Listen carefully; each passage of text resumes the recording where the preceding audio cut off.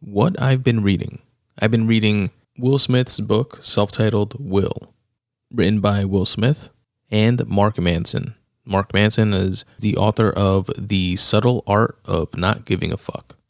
And for those of you that have listened to free writing session episodes of mine in the past already know this, but if you're a first timer, what I do here is pretty much just share different passages or parts of the book that resonated with me and made me reflect, and I just want to put it out there and share it with you especially in case you don't read the book, but even if you do, just because we all, take away different things, even if we're reading the same book or watching the same movie or listening to the same song, etc., etc. But I want to warn you all in advance that I'm definitely going to fanboy out because I've been a Will Smith fan for a very, very long time, and I decided to read this book on the strength of that, just being a fan, but also two, liking memoirs. But my expectations weren't that high for whatever reason. Like, I never thought of Will Smith as a writer, right? In terms of, writing books, but writing music, obviously, yeah, but definitely not writing books. And I didn't know at the time that Mark Manson helped him author it. But I went from that to instantly being hooked and getting to rehear some stories that I already knew, learning about new ones that I didn't know about, getting additional details to some of the ones that I didn't know about, to absolutely loving this book. And it was by far my favorite book that I read in 2021. Oprah, by the way, went as far as saying that it's the best memoir that she's ever read. And, Oprah and her book club may not be the Spun Today book club, but, it's nothing to sneeze at either, right? All right, guys, this is the official synopsis of Will by Will Smith. One of the most dynamic, globally recognized entertainment forces of our time opens up fully about his life in a brave and inspiring book that traces his learning curve to a place where outer success, inner happiness, and human connection are aligned.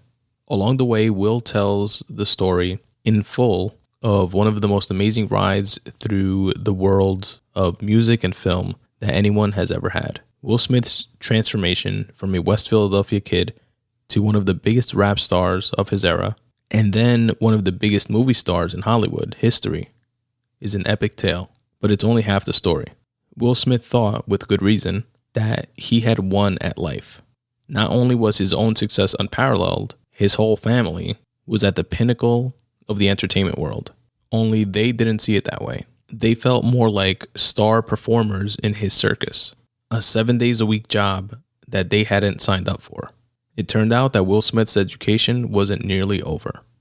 This memoir is the product of a profound journey of self-knowledge, a reckoning with all that your will can get you and all that it can leave behind. Written with the help of Mark Manson, author of the multi-million copy bestseller, The Subtle Art of Not Giving a Fuck, Will is the story of how one person mastered his own emotions, written in a way that can help everyone else do the same.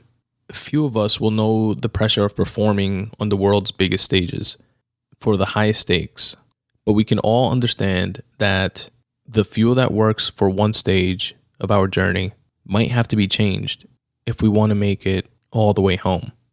The combination of genuine wisdom, of universal value, and a life story that is preposterously entertaining, even astonishing, puts Will the book, like its author, in a category by itself. And I couldn't agree more. Such a dope read. Alrighty, let me pull up my notes here so we can jump right into it because there are a bunch. Now, like I said, I'm such a fanboy that I have so many notes that I jotted down that I'm going to do my best to get through each of them, but not expound or elaborate on each individual one like I normally do.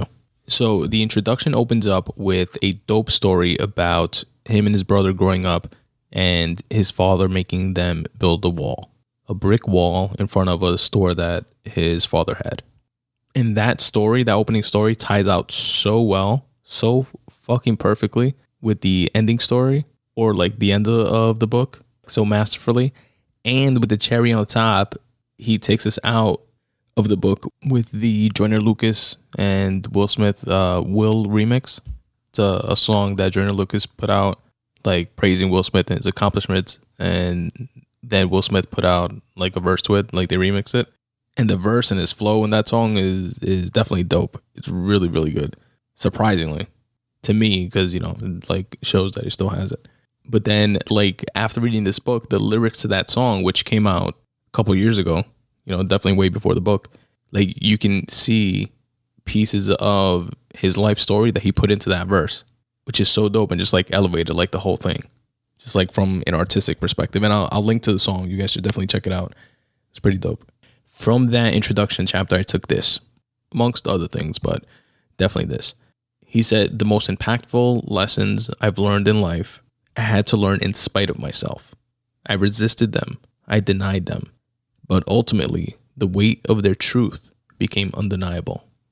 In another part, Will tells a story about his father getting discharged from the Air Force, and he described his dad as a person that was expecting rigid perfection from himself and everyone around him.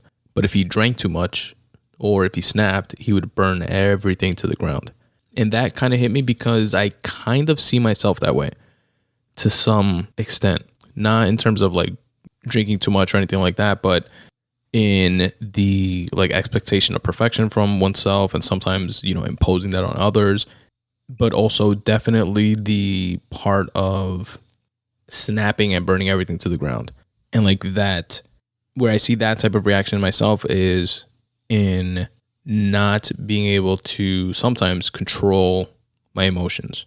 And I think we all, you know, to different degrees suffer that. But the way he put it here definitely made me, you know, reflect and continue to try to be more cognizant of that and correct for that in real time, as opposed to like just in retrospect.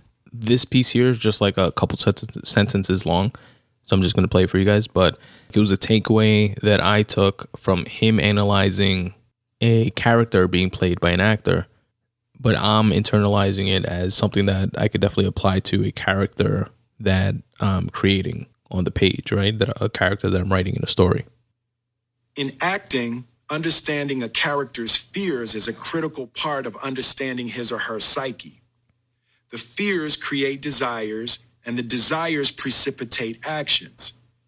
These repetitive actions and predictable responses are the building blocks of great cinematic characters. This next one was so dope to find out because it was one of my favorite scenes of The Fresh Prince. The Fresh Prince of Bel-Air was my favorite sitcom of all time. I used to love that show. To this day, like I'll still watch like reruns and shit.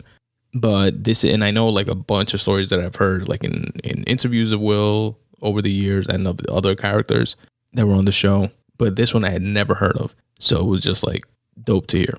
In the pilot episode of The Fresh Prince, the last scene is Uncle Phil, rest in peace, Uncle Phil, James Avery. He is giving Will shit because he thinks that Will is just a fuck up and taking everything as a joke and not being responsible, etc., and like making a mockery of like the whole reason that, you know, he's there was his mom sent him from West Philly because he got in trouble over there, and she tried to send him to Bel-Air to get him away from that trouble and to make a better life for himself. And the final scene of the pilot episode, if you guys remember, is, you know, James Avery, Uncle Phil, pretty much giving Will a lecture, and Will kind of trying to defend himself, but ultimately getting shut down by James Avery. And then Will just like sits down at a piano, and the scene was supposedly written, you know, he just sits down with his head down and like internalizing everything that Uncle Phil had just told him. The camera like pans out and end scene. But instead, because Will actually grew up and like learned the piano, learned how to play piano in real life, thanks to his mom and Grandma Gigi, which you guys will hear about later. And in this scene, he just wound up like improvising and turned around, and he started playing, I think it's called the Fleur de Lis, the do do do do do do do do dum dum dum dum dum dum dum dum. And then you see like James Avery's character kind of like stick his head out and kind of like look at him dumbfounded, like, you know, this hip hop kid that is over here causing all this ruckus, and, you know, he's playing a beautiful rendition of Fleur de Lis. And that improvised moment became what turned into the premise of the entire series, which is never judge a book by its cover. Another cool Fresh Prince related takeaway was that Will's favorite rapper growing up was Grandmaster Caz, who had a song named Yvette, where he's like rapping to a girl named Yvette on a basketball court or something like that, which is why, as an homage to Grandmaster Caz, the beginning credits of The Fresh Prince begins with them on a basketball court. In this next takeaway, Will speaks about why he never cursed in his raps. And, you know, he's famously known for not cursing in his rhymes, right?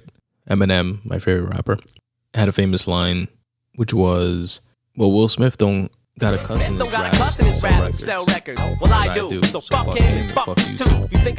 And he pretty much said that he had this book of rhymes, and his grandmother Gigi wrote him a note in that book because she found it. And she told him that he has the gift of gab and a gift with words, and that it was going to be ultimately up to him if he was going to use that gift and use those words to uplift people or not. And then she added that intelligent people never had to curse so much in order to get a point across. And then from that point forth, he made a decision and a promise to his grandmother and mother that he wouldn't curse in his rhymes, and stuck to it. Even though that ultimately became like a insecurity of his within the rap game, and clearly a like vector point of attack for his critics. He tells us about how he got the name The Fresh Prince. Fresh just being like a name for cool, or a synonym rather for cool. And he had a teacher in high school who was cool, and she would always crack on him in front of the class whenever he was late, or whenever he would give in homework, and say things like, oh, His Highness the Prince blessed us with his presence today, or blessed us, you know, by doing his homework finally. And then he just wound up combining Fresh and Prince. There's a little trivia for you folks. Don't say I never gave you anything. I like this line, which is, quote, in order to feel confident and secure, we all need something to feel confident and secure about. Internal power and confidence is born out of insight and proficiency. I like that. He tells us the story about how he and DJ Jazzy Jeff met, which is dope.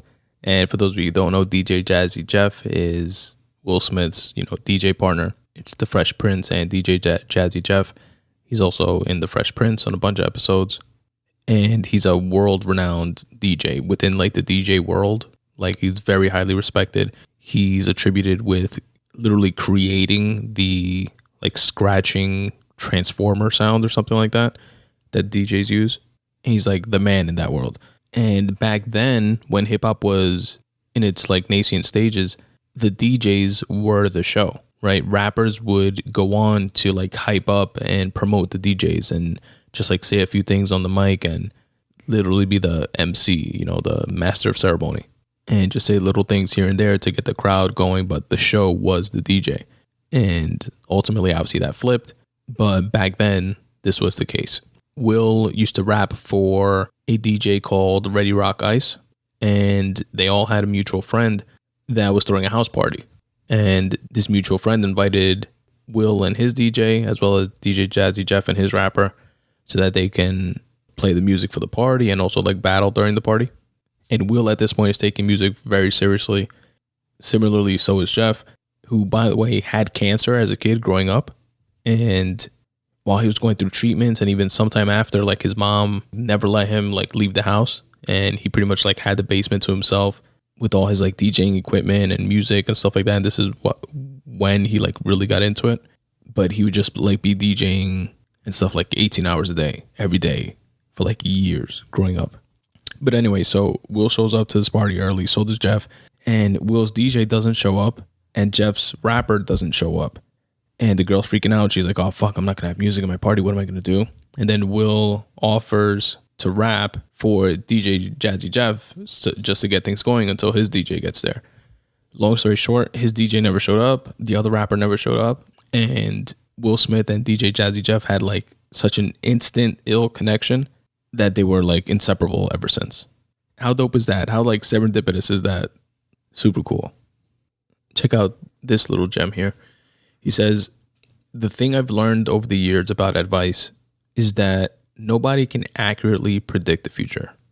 They think they can, but what they're actually doing is applying their limited perspective to an infinite amount of possibilities before you. I like this next one too. He says, that's what life is.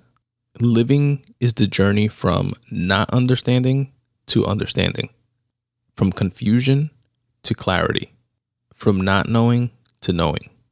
This is a great analogy on like life. He says, life is like school with one key difference. In school, you get the lesson and then you take the test. In life, you get the test and then it's up to you to take the lesson. Bim, bim, bim.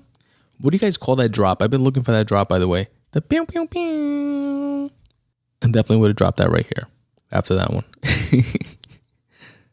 All I have now pre-programmed into my Rodecaster Pro is the warping sound that I use between segments, which is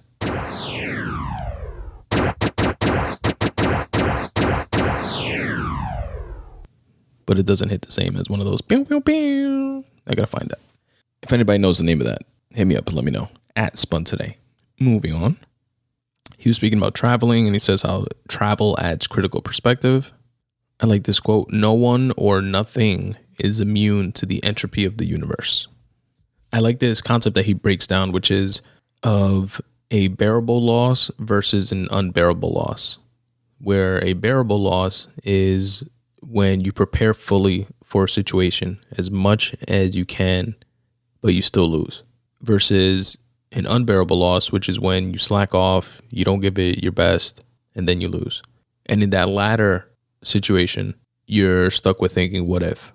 What if I would have given it my all? And that fucking sucks. I've always hated those what if thoughts. And playing on that is this other piece where he says, it's respectable to lose to the universe. It's a tragedy to lose to yourself. Oh, you know what was cool about the audiobook? And, you know, Will Smith's like one of the biggest actors ever, right? So it shouldn't have been as surprising as it was to me. But it was a bit of a surprise, a welcome surprise, a dope surprise that he was able to change like the inflection of his voice and just sound like a completely different person whenever he was quoting DJ Jazzy Jeff or his pops, who everybody called Daddy-O, or his grandma Gigi, or his bodyguard Charlie. Like he would change his voice completely and do so like so effortlessly and so well. A couple other quotes that I liked. The universe is not logical, it's magical. And he mentioned a quote of Quincy Jones's, which was, everything is impossible right up until it's not. Grandma Gigi always used to tell him, don't block your blessings. I like that, Grandma Gigi. Sometimes we could definitely get it in our own way when it comes to shit. And if you all want some tips on how to avoid that, please check out my book, Make Way for You, which is a collection of tips for getting out of your own way. spuntoday.com/books. Allow me to make my own shameless plug there on my own podcast. I like this, and I like the way it sounds, but on reading it over, I'm like, I don't get it. But this is what I jotted down. Magic demands awareness, faith, preparation. Identify and irradiate the poisonous resistance and impediments within ourselves. All right, so this is one of the probably two stories that I'm going to flesh out a little bit, so brace yourselves. Speaking of Quincy Jones, which I just quoted Will quoting him a few minutes ago. Quincy was the producer of The Fresh Prince. He's the one that made the show happen, brought it to fruition. And Will retells how the show came to be in the book. Obviously, you know, it's a big pivotal moment in his life. And I've definitely heard this story before, and I'm pretty sure I have featured as a video of the week within my newsletter, like one of those like animated stories of this, but like voiced by Will from like one of his interviews or something like that somebody put together, and it was pretty cool. But I love this story, and you guys will too. So in very broad strokes, you know, Will rose to fame and fucking superstardom within the rap game. You know, first Grammy Award winning rapper, multiple platinum songs, millions and millions of dollars, wound up blowing everything as well. And, you know, he was, long story short, out on his luck, owed the IRS a shitload of money. He was in debt. and he's living with a now ex-girlfriend, but living with a girlfriend at the time that was telling him, yo, you gotta, get out of your funk, get out of here, go to where it is that you want to be around. You want to, try this acting or singing or like rapping again, go and be around other like entertainers and shit. And she like pushed him. He was like, what do you want me to do? Where am I going to go? And she was like, I don't know, go to Arsenio's show. Like, he likes you. You guys are cool. Just like go hang out there. And he's like, oh yeah, so I'm just going to like go hang out. I'm not even being on the show. Just like go stand around there. And she was like, yeah. And he was pretty much like, that's the stupidest thing I've ever heard. Long story short, he did it and winds up meeting and hanging out with Benny Medina, which is who the story of the Fresh Prince is based on. It's based on Benny Medina's life. He moved from a neighborhood called Watts in California it wasn't to Bel Air, but it was like to like Beverly Hills or something like that with like some rich family members. And as I said before, the story of the Fresh Prince, the actual TV show, is based on Will Smith, born and raised in West Philly, gets into trouble, gets shipped out by his single mom to his aunt and uncle who live in Bel Air. So that was like the premise, which is taken from, again, Benny Medina's life. And Benny Medina tells him that he has this like script for a TV show, and he had seen like Will in his music videos and thinks he would be good for it. And he asked Will if he knew how to act, and Will said yeah. He lied and he said yeah. And he invites Will to a party at Quincy Jones's house, and he tells him it's to speak about the script and actually doing the show, etc. Will describes Quincy Jones as being like this larger than life. Everybody at the party like just gravitates towards. He's holding court, and everybody there is pretty much kissing Quincy Jones's ass. Quincy Jones made Thriller, the album, Michael Jackson's album. He had produced The Color Purple with Oprah.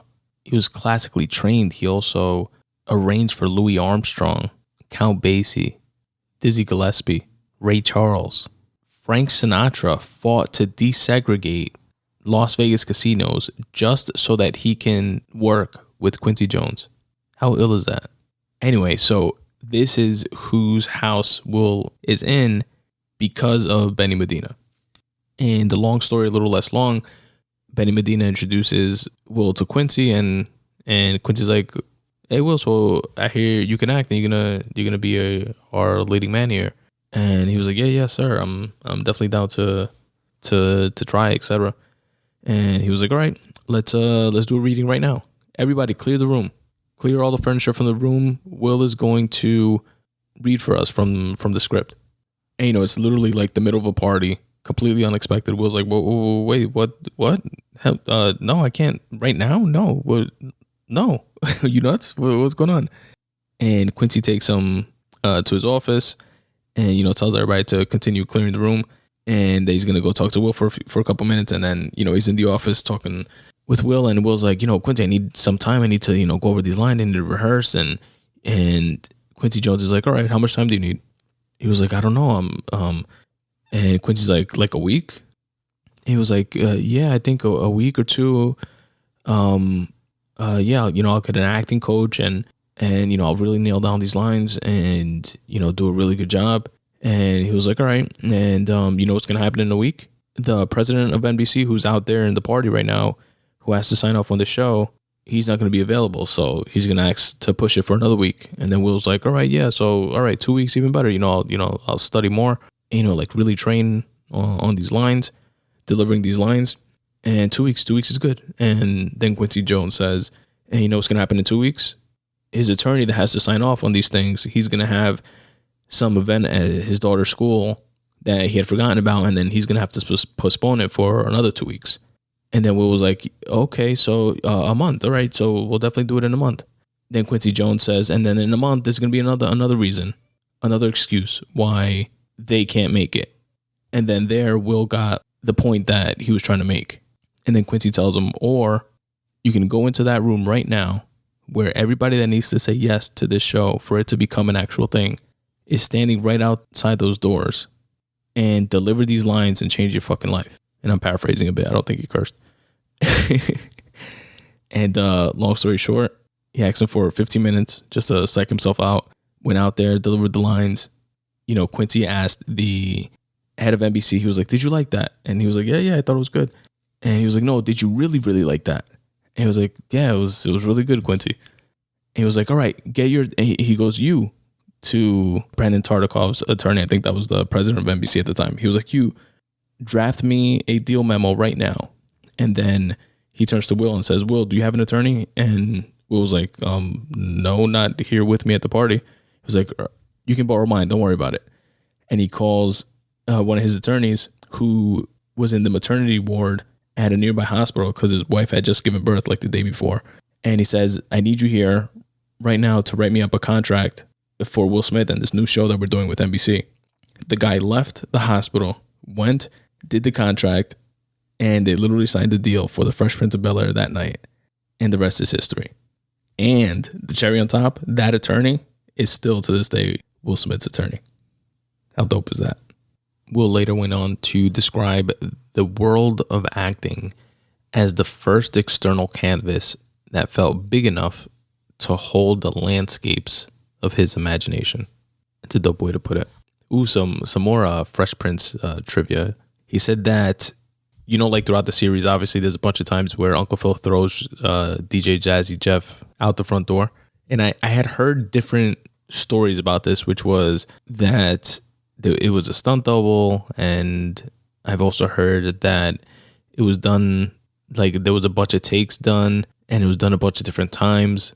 And that Jeff complained and didn't want to do them anymore. So then they started using a stunt double or something like that. But what actually happened, according to Will in this book, is that it was actually the same exact take used over and over. That was one, it was filmed, maybe a handful of times, once or twice, I don't know.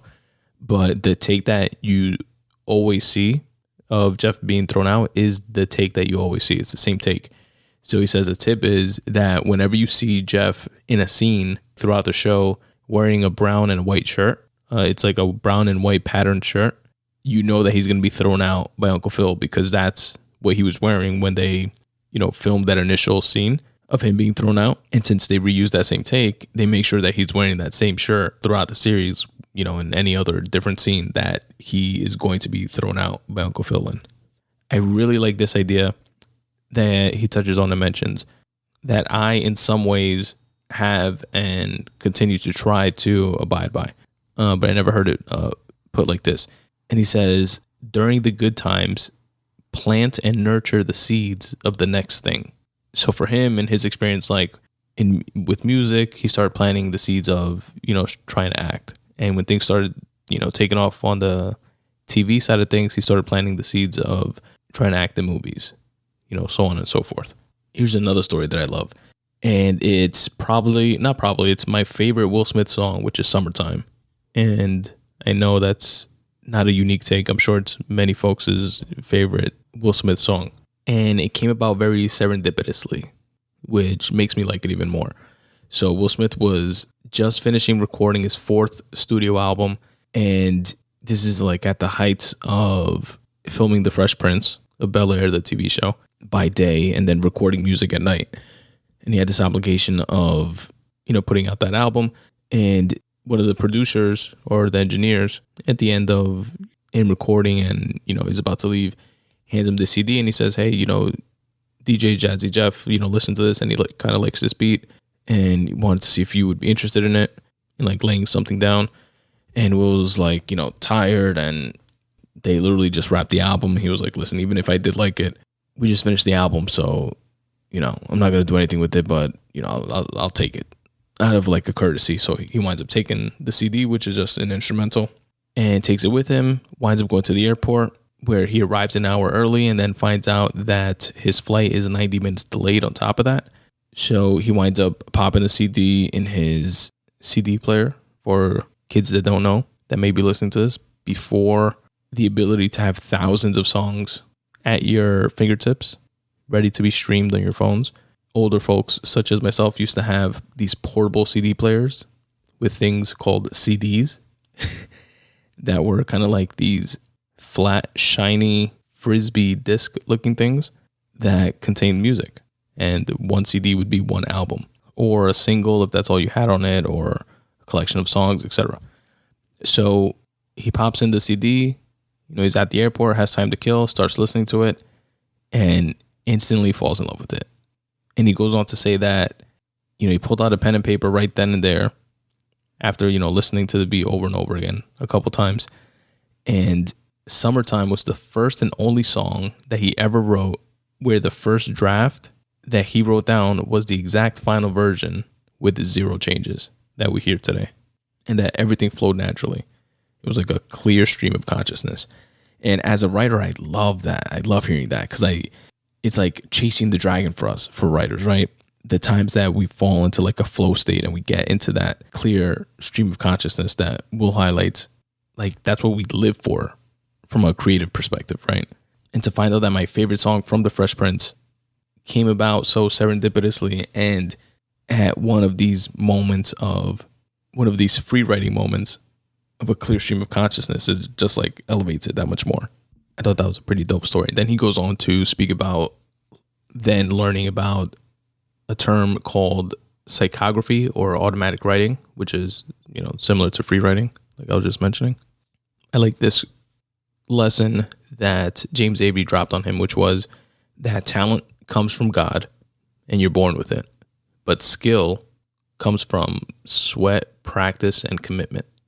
We'll quote Stephen Covey's book, The 7 Habits of Highly Effective People, which is the book that I've been meaning to read. That's one of those books that always comes up, at least within the orbit of the folks that I listen to and am influenced by. But he quotes him stating that there are only 2 types of human problems. One is knowing what you want, but not knowing how to get it. And 2 is not knowing what you want. I definitely like this line. There's a bunch of lines from here that I'm definitely going to be free writing off of. And this one is definitely one of them. He says, clarity of mission is a powerful cornerstone of success. Clarity of mission. This next one definitely resonated and made complete sense, which is when you know what you want, it also clarifies what you don't want. And even painful decisions become easy. Achieving goals requires strict organization and unwavering discipline. Ain't that the truth? This I thought was really cool. He goes, that the first time he and Martin Lawrence ever spoke, for those of you that don't know, Martin Lawrence and Will Smith went on to make the Bad Boys franchise. Those 3, maybe 4 movies, I want to say, which were definitely big hits. We'll mention that the first time that they ever spoke was Martin called him or had somebody call him and put him on the phone. I think like one of them knew the other's sister or something like that. And Will took the phone and the first thing he said was, Marty Marr. And Martin responded, Big Willie. They started cracking up laughing, and then, the rest is pretty much history. But he said that to this day, that's exactly how they greet each other on the phone each and every time that they call each other. I thought that was pretty cool.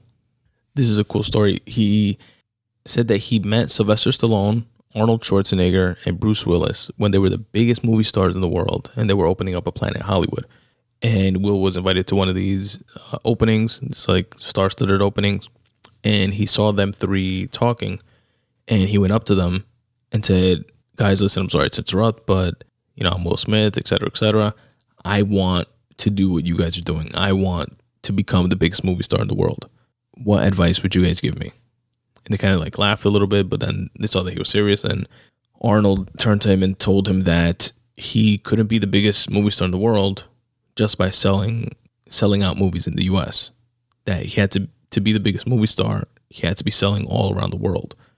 That to do so, he would have to travel and represent himself like a politician, as if he was running for the role of, or the position of, biggest movie star in the world. And at that time, he said that he noticed that the only other actor doing stuff the way that he was starting to do it in terms of like promotion and, going all around the world and doing every single, morning show, afternoon show, and, pop-ups, etc., that he could do to promote like an upcoming movie was Tom Cruise. And he vowed to work as hard as Tom Cruise on promotion or even harder. And he said when he first started like doing movies and he was still filming The Fresh Prince, what he would do was film The Fresh Prince Monday through Friday, then fly to Europe Friday evening to start doing press on Saturday and Sunday, and then fly back Sunday night and do it all over again. He mentioned Joseph Campbell and how he laid out 17 steps to make up the hero's journey, aka the monolith. He also mentioned Christopher Vogler in his interpretation of the hero's journey, which is the writer's journey. He broke those down into 12, which I didn't know about. I know about Joseph Campbell and the hero's journey, and like that, universal arc used in pretty much every movie ever. But I was not familiar with Christopher Vogler. I definitely plan on looking that up. What else do I have here? Not too many more, folks. Great stories illuminate truth. Very true. I like this moment of like self-reflection that he had, and like speaking to a story about like his family and stuff like that. He said that today I know a lot of the answers to these questions, but in the confusion of yesterday, I created a lot of unnecessary messes. Now, this next piece resonated with me because it reminded me of a free writing post of mine that I may or may not have shared on the podcast. I'm not too sure, but it's definitely on my website, and I'm almost positive it's in my book, Make Way For You. And it has to do with doing even mundane tasks better each time that you do them, and doing so purposefully. So Will had a trainer when he was filming the movie Ali. The trainer's name is Daryl, and he told him this: dreams are built on discipline. Discipline is built on habits. Habits are built on training. Training takes place in every single second of everything you do in life. How you wash the dishes, how you drive a car, how you present a report at school or at work. You either do your best all the time or you don't. Some powerful words there from Mr. Daryl. This next one is something that I definitely internalized and made me reflect and think about how I move, how I live life, because I do something similar. And he said that my way of problem solving was to prioritize. I'll make a list and focus on the most pressing things on the list and work on those. What I missed was that everybody's list was different. And if I recall correctly, I think he came to that realization when going to like couples therapy or something like that with Jada. The therapist asked them to write their top 5 like priorities in life, and his list was completely different from Jada's. And that moment gave him that moment of clarity. And it's definitely do. We often, I know I definitely do, like project my own thoughts and beliefs and how I think things should go onto others without always factoring in that, one, that's not the only way. Just because you think that's the best way, it's definitely not the only way. And 2, whoever you're projecting that on might, 1, already have that shit worked out in a different way, or 2, just have a different approach to it altogether. And one thing that he reflected on telling Willow, his daughter, was, I hope that you're intelligent and that your mind is trained to solve the problems of your life. And this next one definitely resonated with me. Having kids, my kids are very young still, 3 and 1, but it's something that even at this young age, I already can tell and see. And I can just imagine as they get older that it's going to be like that much more. But this point definitely rings true, which is an inherent parenting problem is that there's no one size fits all. They all need different things. And by they, meaning your children. This next one definitely rang true both as a son and now as a father of boys, which is a critical point of a boy becoming a man is the point of individuation from his father. The point where he realizes his father is not Superman. He's a flawed human. Will described his ayahuasca experience, which are stories that I always enjoy hearing. And it's crazy how almost everyone that I've ever heard describe an ayahuasca experience describes it as the most impactful, life-changing experience of their lives. And it's interesting to listen to each of them describe and break down like the nuance within that framework when it comes to their, specific experience. he mentioned the Tibetan Book of Living and Dying, which lays out some important tenets of a loved one that is transitioning or that has passed away. I kind of jotted that down as to read one day. It's like one of those break open glass in case of emergency kind of books I plan to read one day. And Will does a breakdown of filmmaking, and I kind of internalized it as just like stories in general and writing. And it's an important point where he states that a central tenet of filmmaking is to know your ending. And the reason is, and by know your ending, meaning, while you're crafting your story, know where it is that you want to end up, which obviously there's, no one right way to write a story, and there's different schools of thoughts on it. I've written stories both ways, where literally not knowing where it's going to end to knowing exactly where it's going to end. And obviously other writers have as well. But I definitely take this point, which is that when you understand the philosophical and moral and psychological weight of your conclusion, you can better craft everything that leads up to it. And there's definitely something to that. And the last point that I jotted down here was Will speaking about, family and pain and going through things. And he says, it's easy to love someone when they do what you want them to do, exactly how you want them to do it. But how do you treat them when they step out of that picture? How do you treat them when they hurt you? Those are the times that determine if you actually love someone. And with that, folks, I will wrap up my recap and review of Will by Will Smith.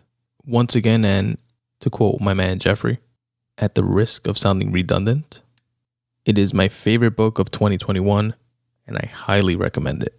Will by Will Smith and Mark Manson. Check it out.